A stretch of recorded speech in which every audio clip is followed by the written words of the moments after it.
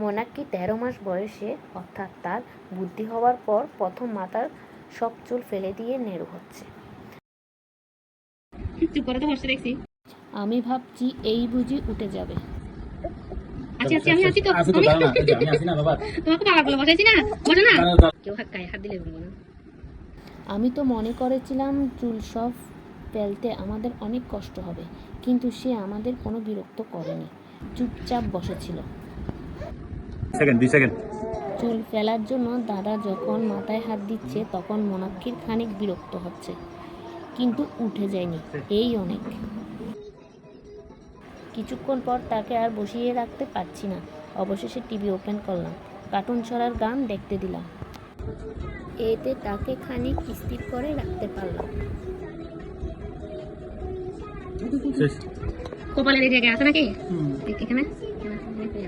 চুল কাটা শেষ হওয়ার পর পাউডার দিতেও বিরক্ত হচ্ছে। বিরক্ত হবেই না কেন, তখন যে তার চুল পড়ার কারণে চুল কাটছিল।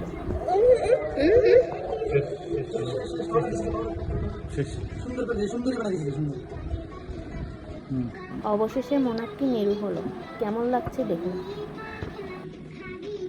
দেখি তো মাকে, এই তো মাকে দেখি তো, মাকে দেখি।